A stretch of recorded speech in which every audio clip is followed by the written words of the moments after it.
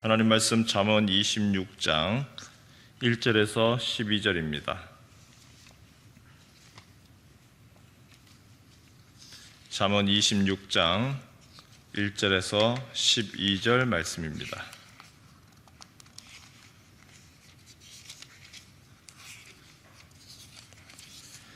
미련한 자에게는 영예가 적당하지 아니하니 마치 여름에 눈 오는 것과 추수 때에 비 오는 것 같으니라.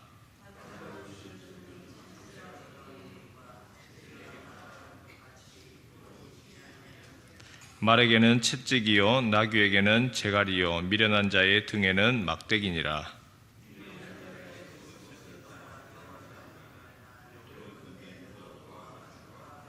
미련한 자에게는 그의 어리석음을 따라 대답하라. 두렵건대 그가 스스로 지혜롭게 여길까 하노라.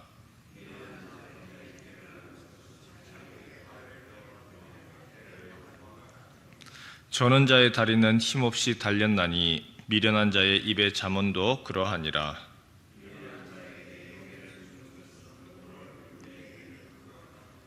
미련한 자의 입의 잠언은 술 취한 자가 손에 든 가시나무 같으니라.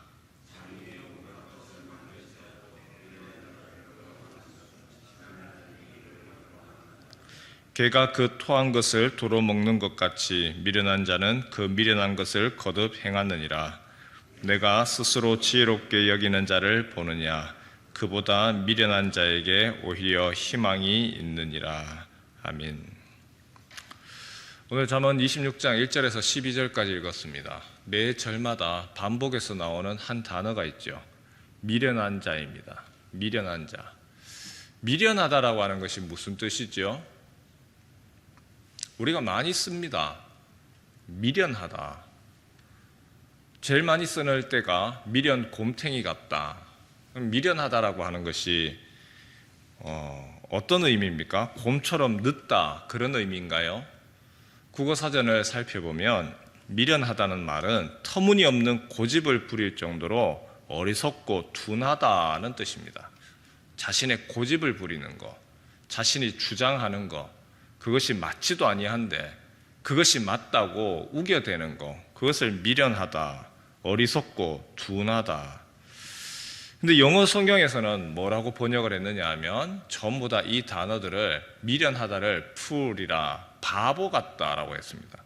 바보다, 미련한 자, 바보다. 근데 자기가 바본 줄을 모르는 거죠. 미련한 자 어떤 사람이냐? 첫 번째 보면 영예와 지혜가 어울리지 않는 사람입니다. 1절을 한번 볼까요? 미련한 자에게는 영예가 적당하지 아니하니 마치 여름에 눈 오는 것과 추수 때에 비 오는 것 같으니라. 미련한 사람, 어리석은 사람, 자기 고집 부리는 사람, 자기 주장하는 사람, 이 사람에게는 영예, 존귀 적당하지 않다, 안 어울린다, 어울리지 않습니다. 그런데 추구하죠. 그걸 뭐라고 비유를 했죠? 은유를 했습니다. 마치 여름에 눈 오는 것이다. 여름에 눈이 오는 것이 적당합니까? 적당하지가 않죠. 추수 때에 비 오는 것 같으니라. 추수를 할 때에 비가 오면 안 되죠. 어울리지 않는다는 겁니다. 같이 있을 수도 없는 거고 영예, 존귀, 지혜로운 사람에게 주어지는 것이지 어리석은 자, 바보 같은 자, 그리고 자신이 주장하는 자에게 어울리지 않는다. 2절을 한번 보죠. 까닭 없는 저주는 참새가 떠도는 것과 제비가 날아가는 것 같이 이루어지지 아니하느니라. 매절마다 미련한 자라고 하는 단어가 들어가는데 2절에는 미련한 자라는 단어가 없습니다. 그런데 문맥을 가만히 한번 보면 미련한 자는 이미 포함이 되어 있죠. 미련한 자는 어떤 자입니까? 까닭 없이 저주하는 자라는 거죠. 미련한 자가, 어리석은 자가 다른 사람을 저주를 합니다. 어떤 이유가 있어서도 아니고 까닭 없이 저주를 합니다. 그것에 대해서 참새가 떠도는 것 같고 제비가 날아가는 것 같이 이루어지지 아니하느니라. 젊은이들 사이에서 사회가 불안하다 보니까 점치러 가는 젊은이들 많습니다. 사주팔자. 그런데 거기에 가면 반드시 하는 얘기가 있습니다. 위협을 합니다. 저주를 퍼붓습니다. 이런 일이 있을 거다. 저런 일이 있을 거다. 그러면서 사람을 올가매죠. 그런데 오늘 잠언에서 뭐라고 이야기하냐면 까닭 없는 저주라. 그것은 무엇과 같으냐? 겁낼 필요가 없다. 미련한 자가 하는 까닭 없는 저주 겁내지 마라. 왜? 참새가 휙 날아가는데 어디로 왔는지 보이지도 않습니다. 제비가 날아가는 것 같습니다. 제비가 날아가고 나면은 흔적도 없습니다. 그것에 염려하지도 말고 미련한 자의 그런 저주, 욕설, 거기에 대해서는 우습게 여겨라. 뭐 좀 시샘말로 이런 우리 쓰는 표현으로 이런 얘기죠. 개소리로 여겨라. 신경도 쓰지 마라. 거기에 대해서 괜히 겁먹어가지고 그 저주했는 거 혹시 나한테 임하면 어떨까 두려워하지도 마라. 왜냐? 그 부분은 있지도 않을 것이고 하나님이 허락도 안 한다. 3절을 볼까요? 말에게는 채찍이요 나귀에게는 재갈이요 미련한 자의 등에는 막대기니라. 채찍, 재갈, 말에게 빨리 달리라 할 때에 서라고 할 때에 쓰는 것이 채찍과 재갈입니다. 미련한 자에게는 무엇이 있죠? 영예가 아니라 등에 막대기라. 오히려 그것을 제어하고 그리고 마치 말처럼 나귀처럼 그렇게 사용하기 위한 막대기가 너에게는 있을 뿐이다. 4절 같이 한번 읽겠습니다. 시작. 미련한 자의 어리석은 것을 따라 대답하지 말라. 두렵건대 너도 그와 같을까 하노라. 미련한 자의 어리석은, 미련한 자, 어리석은 사람, 그들이 하는 말 따라하지 마라. 어리석기 때문에 어리석은 말을 하죠. 예를 들면 온갖 남의 이야기를 하고 없는 이야기를 하고 음담패설을 이야기하고 거기에 대해서 맞장구 치지 마라. 너도 그렇게 쫓아갈까 두렵다. 그런데 5절에는 반대입니다. 또 오히려 그렇게 이야기를 하랍니다. 미련한 자에게는 그의 어리석음을 따라 대답하라. 두렵건대 그가 스스로 지혜롭게 여길까 하노라. 참 곰곰이 한번 생각해 볼 필요가 있습니다. 미련한 자가 이야기하는 거, 엉터리 이야기하는 거 아예 귀담아 듣지 마라. 그리고 거기에 괜히 응하지도 마라. 너도 그렇게 될까 두렵다. 그런데 또 반대로 미련한 자가 이야기하는 거 대답하지 아니하면 자기가 최고인 줄 안다. 자기가 대단한 줄 안다. 그래서 적당한 말로써 또 깨우치지 아니하면 또 짜증을 내고 화를 내고 자기 대단하다고 여기니까 거기에 대해서 맞춰주지 아니하면 또 시끄러워지니까 또 지혜롭게 오히려 또 맞춰줘라. 6절에서 우리 9절 말씀 같이 한번 읽겠습니다. 시작. 미련한 자의 편에 기별하는 것은 자기의 발을 베어버림과 해를 받음과 같으니라. 저는 자의 다리는 힘없이 달렸나니 미련한 자의 입에 잠언도 그러하니라.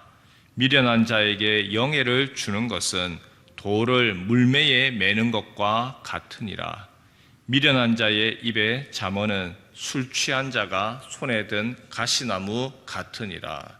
미련한 자의 편에 기별한다.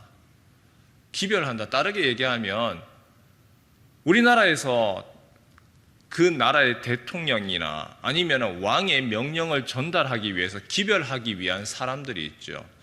대사라든지 아니면 왕의 특별한 그 사자. 그런데 그 사자의 지혜로운 사람을 그 일을 맡겨야지, 그 말을 전해야지. 미련한 자에게 맡기면 그것은 자기의 발을 베어버림과 같다. 자기 발 찍는 것하고 같다. 저는 자의 다리는 힘없이 달렸나니 미련한 자의 입에 잠언도 그러하니라. 미련한 자에게 영예를 주는 것은 돌을 물매에 매는 것과 같으니라. 돌팔매질 하지요. 수제비 던지는 거 강이나 바다에 사지 않습니까? 그거 던지면 흔적도 남지 않듯이 미련한 자에게 영예를 주고 귀히 여기고 존귀히 여겨봤자 아무 의미도 없다는 겁니다. 미련한 자의 입에 잠언은 술 취한 자 같은 가시나무 같으니라. 술에 취해가지고 가시나무를 들고 휙휙 휘둘러 대듯이 그 귀한 잠언으로 사람을 세워주고 사람들을 귀하게 여기는 것이 아니라 마음만 후려 패고 괴롭게 하고 일장훈계만 한다는 거죠. 그래서 미련한 자가 하는 모든 것들이 오히려 덕을 끼치는 것이 아니고 오히려 어렵게 만든다는 얘기입니다. 10절 말씀에 장인이 온갖 것을 만들지라도 미련한 자를 고용하는 것은 지나가는 행인을 고용함과 같으니라. 장인이 어떤 물건을 만들어냅니다. 아주 실력 있고 능력 있는 사람이죠. 그런데 그 사람이 물건을 만들어낼 때에 자기를 도와줄 사람, 후계자로서 아주 재능이 있는 사람을 세워야지, 그렇지 않고 미련한 자를 고용하는 것은 이거는 효과도 없습니다. 이 사람이 지나가는 사람한테 마치 시키는 것과 같다. 능력이 있는지 실력이 있는지도 모르고 그저 시킨다. 그거는 말이 되지 않는다. 11절에 개가 그 토한 것을 도로 먹는 것 같이 미련한 자는 그 미련한 것을 거듭 행하느니라. 표현이 아주 적나라합니다. 개가 토한 것을 도로 먹는다. 베드로후서 2장 22절에 이렇게 인용이 되어 있습니다. 이 말씀을 참된 속담에 이르기를 개가 그 토하였던 것에 돌아가고 돼지가 씻었다가 더러운 구덩이에 도로 누웠다 하는 말이 그들에게 응하였도다. 모든 개가 토한 것을 먹지를 않지요. 개들 중에서 참 주인에게 충성하고 절제하고 하지 말라고 하면 사람보다도 오히려 더, 그리고 개가 주인의 마음까지도 읽고 공감하는 그런 개도 있습니다. 하지만 이 개는 토한 역겨운 것을 다시 먹습니다. 미련한 자가 이와 같다는 겁니다. 어리석은 행동을 반복합니다. 돼지가 씻었다가 더러운 구덩이에 도로 눕듯이 미성숙하고 미련한지 계속 반복합니다. 미련한 자, 한마디로 이야기하면 어리석은 자죠. 함부로 말을 합니다. 어리석은 짓을 반복합니다. 자기 생각, 자기 주장, 개똥철학이라고 하죠. 그것이 전부인 줄 알고 그것을 주장합니다. 다른 사람 가르치려고 합니다. 미련한 짓을 거듭 반복합니다. 미련한 자가 아니라 지혜자가 되시기를 축원합니다. 어리석은 것을 따라서 말하지 말고 지혜를 따라서 말하고, 그럴 때에 영예가 따라오는 거죠. 내가 그 영예, 내가 존귀, 내 자리를 높이기 위한 것은 참 어리석은 것이고, 오히려 지혜를 따라서 말하고 그리고 지혜를 따라서 행할 때에 존귀가 쫓아옵니다.